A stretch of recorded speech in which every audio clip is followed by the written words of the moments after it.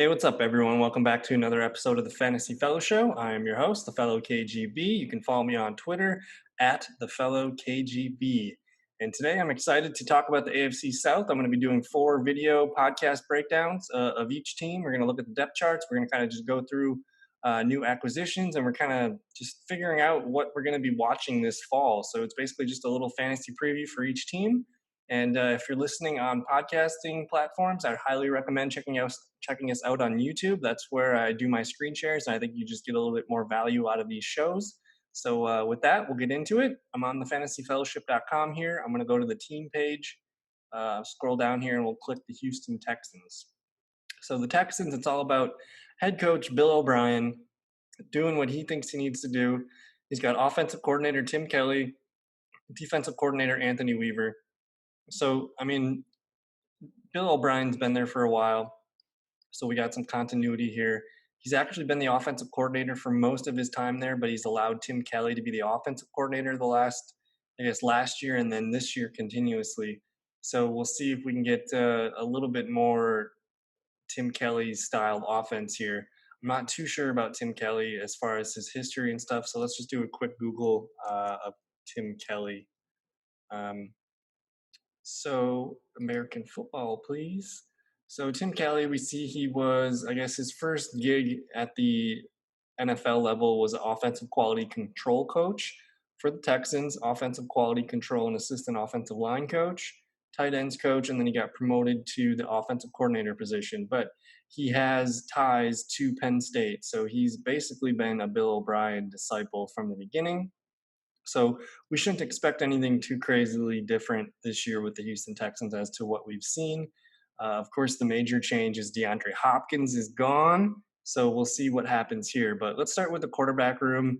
We got Deshaun Watson holding down the fort with A.J. McCarron, Alex McGough, and Nick Tiano as the backups here. So, I mean, it's all about Deshaun Watson. If anything happens to Watson, this team's in trouble. AJ McCarron he's a game manager. He can come in and win the game. It's like he can win a game or two if needed, but ideally we don't see AJ McCarron at all this year except for kneeling down at the end of the game. So with Deshaun Watson, let's just take a look here. He was quarterback 4 last year, and he only played 15 games. So on a points per game basis, he actually was a little bit better than Russell Wilson, even better than Pat Mahomes. So the guy was highly efficient last year. If you can look at the top 10 or so of quarterbacks, he threw for under 4,000 yards. He was only one of 3 quarterbacks to do that in the top 10, top 12. Looks like even in the top 14. So typically for a quarterback one, you want over 4,000 yards, and Deshaun Watson has not been able to do that in any of his. I guess in last year he did that in 2018. So we'll see if Watson can get back there again. But I mean, without DeAndre Hopkins gone, I think I'm a little bit skeptical about his passing volume and his output. You know, through yards, completion percentage, touchdowns. Maybe we see a little bit more interceptions this year. Even he threw 26 touchdowns last year, 12 picks, 3,852 yards, and he did complete 333 passes for 495 attempts. So I would expect that to be about the same. He's going to throw the ball about 500 times. He's going to flirt with 4,000 yards, but it's really the touchdowns. Without DeAndre Hopkins being there, I'm a little bit worried about that number being a little bit less this year, maybe 23, 24, 25 in that range.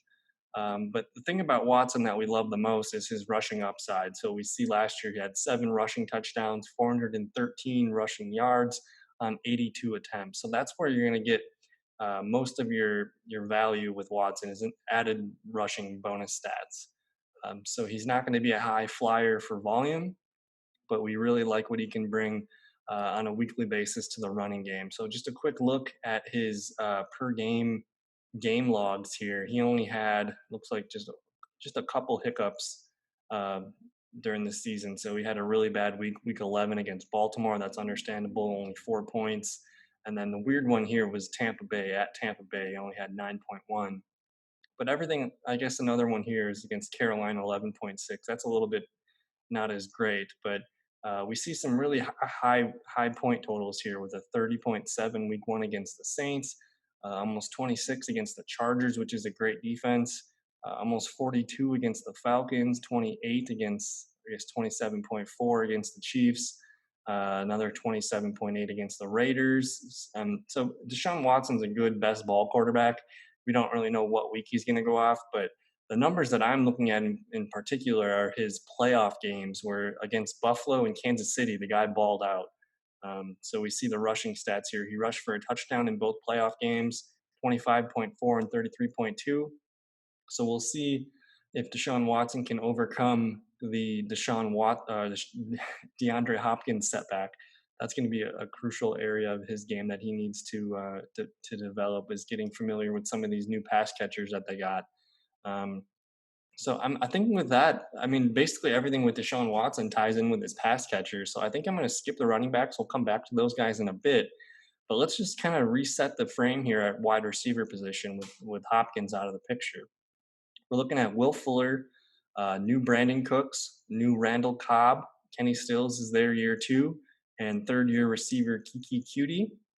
Guys that are going to be trying to make the team: Stephen Mitchell Jr., DeAndre Carter, Chad Hansen, Isaac Whitney, Isaiah Coulter, who they drafted, I think, let's see here, in the 5th round, and Tyler Simmons. So let's kind of dive deep here into the stats from the Texans last year. If we look at this, so we're going to see, of course, Watson favored DeAndre Hopkins for good, reasons, with 150 targets. So essentially 150 targets are up for grabs. How does that get spread out? I really don't know if I like one receiver more than the other. Everyone's basically, all the receiving options are basically, I guess, I don't like the word injury prone, but they get hurt. Fuller's had his extensive injury history. Brandon Cooks, he's got more concussion risk than I would say the average player, and he just really hasn't been himself the last couple of years. I don't know if that's just because of the Rams have been, last year they really struggled. So Cooks could be the one value here that I really like, but you can't replace Hopkins with just one player here. You're going to see guys, everyone basically get a step forward. So Fuller, Cooks, Stills, Kiki, and did I miss someone else here? Randall Cobb. Randall Cobb's an interesting guy too, but we're going to start with Fuller. Let's take a look here at the stats for Will Fuller. I mean, the thing with Fuller is when he plays, you're going to want him in your lineup. If anyone benched him during his massive 217 yards, 3 touchdown game back in Week 5 last year, they know what I'm talking about. But Will Fuller, to me, he is the definition of a best ball receiver. But as far as a redraft, this is a guy that could, I mean, if he ever puts a full 16 game season together, it's going to be a pretty juicy stat line. He's yet to record 1,000-yard season, but we see the touchdown upside with him. Last year was one of his more healthier years with 11 games, and we see 71 targets, 49 receptions, 670 yards, and 3 touchdowns. But you see here, his average yards per catch is going to be between 13 and 15 yards. So he's a fantastic deep threat, but he just needs to stay healthy. So if you're feeling risky, he's probably like a 7th, 8th round draft pick. I don't really know too much about ADP right now, but at that point, he might be a league winner. I mean, even looking at his 2018 stats when he was a little bit, he averaged 15.2 points per game in a PPR league, which is pretty outstanding. We see some outstanding results here. So if you can survive the lows, Will Fuller is going to present you some fantastic highs. So I would expect he's probably not going to be the target leader on this team. I think that's hard to project. But we're going to see the newcomers, Brandon Cooks and Randall Cobb, take a heavy amount of the target workload that Hopkins is leaving behind. So with Brandon Cooks, I like his game. Vertical threat, he can kind of do a lot of things very well. Whereas Randall Cobb's going to be a lot of the short, quick area routes, middle of the field type things. If you need a 3rd and 5 on 3rd down, Randall Cobb will get you 7. So I guess the main 3, Fuller, Cooks, and Cobb, I would put my money on Fuller probably. It's hard because Fuller doesn't play a lot of games. So I like Fuller's yard. He's going to lead the team in yards per catch. Let's just say that. He's got a good chance at leading the team in yards. If Fuller doesn't lead the team in yards, it's going to be Brandon Cooks. And I don't know how many touchdowns Cooks will get. I feel like Fuller has the best chance to lead the team in touchdowns. But of all of the receivers on this list, I think Randall Cobb has the best potential to lead the team in receptions. And if we look at what Randall Cobb got paid, I mean, they gave him a very good contract. It was 27 million for 3 years. And I mean, Randall Cobb at this age of his career, Randall Cobb's a 29-year-old receiver. He's probably got 2 to 3 good years left. So they're paying Randall Cobb you know, wide receiver 2 money at the most. So they're going to try to use Cobb as much as they can, and it's going to be heavily these wide receiver 3 sets of Fuller, Cooks, and Cobb, which it's technically, I mean, it's a little bit of an upgrade from, I think, overall, because you had Hopkins, Fuller, and probably Kenny Stills last year, and they still have Kenny Stills. So this overall, the top 5 receivers on this team, I think this is a better receiving group overall, but they just removed Hopkins from the list. So it's not as talented, but it's probably deeper. Um, so I like that for Deshaun Watson, but it's going to be tough. Um, I think at the moment right now, I ended up dropping Watson a little bit in some stats with this receiver group.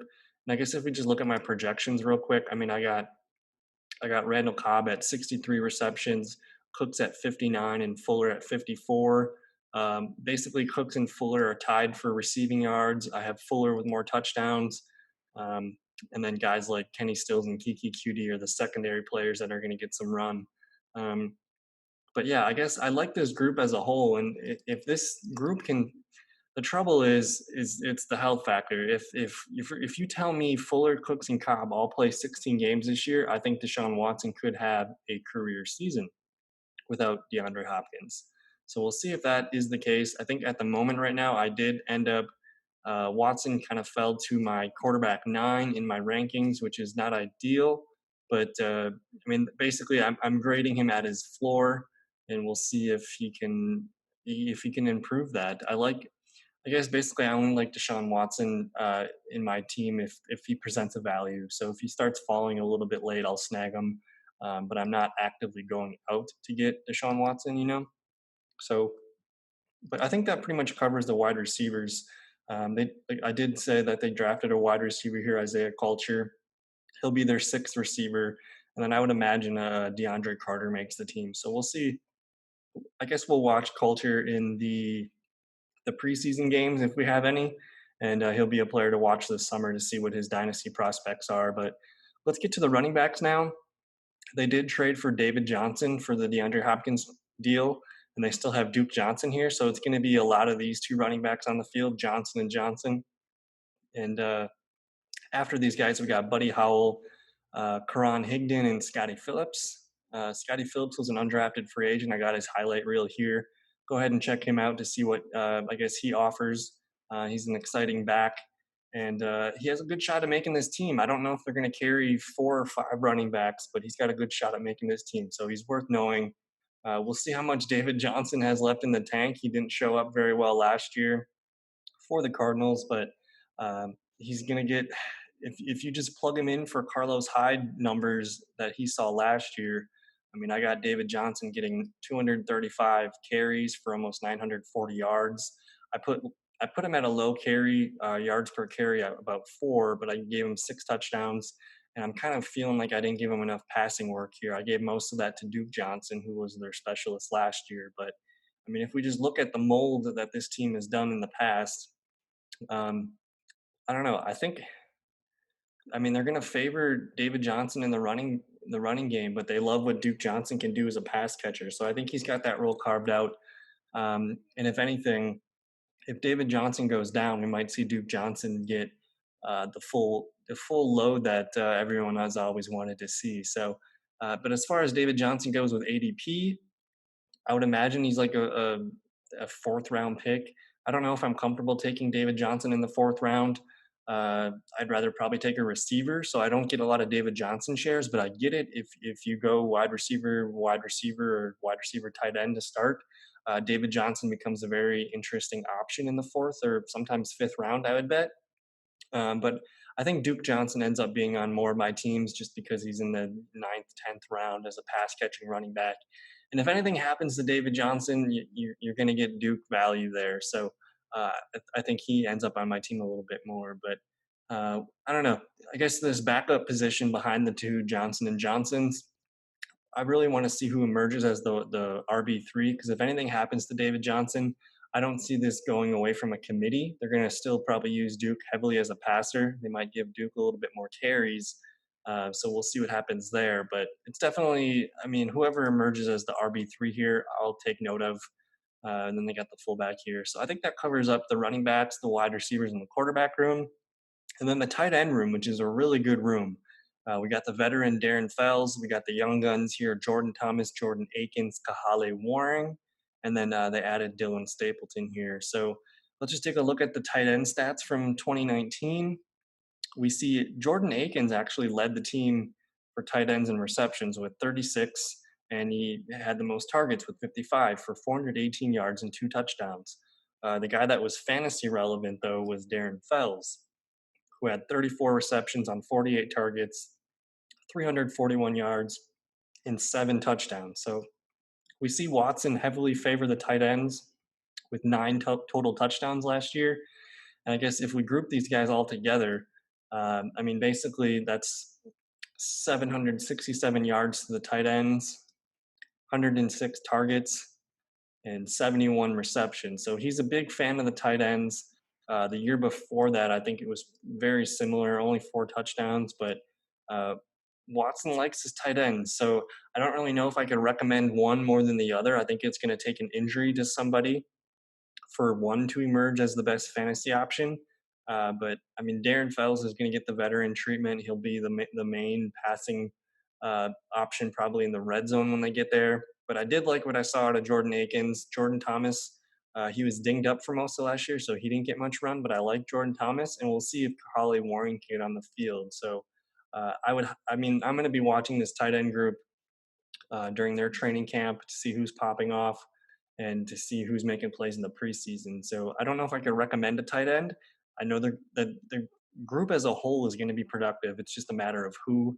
So once we get more clarity there, I think I'll be able to better predict what's going to happen. But for now, I mean, I got Jordan Akins leading the team, Darren Fells number 2, and Jordan Thomas getting a little bit more work. So, but again, I like this group as a whole, but I think it's going to take a little bit more clarity for us to be able to predict which tight end to grab. So, the Texans are going to be a fun team. They were a playoff team last year. They won a game against Buffalo, and I don't know. There's going to be a lot of eyes on them because of this DeAndre Hopkins deal. So we'll see if they can overcome the loss of Hopkins.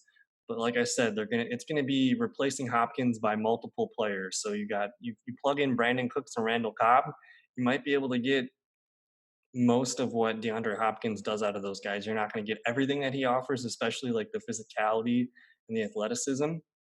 But Cooks and Cobb can probably shoulder most of the load that Hopkins leaves behind. So I think the Texans are going to be a 10-11 win team. AFC South is up for grabs.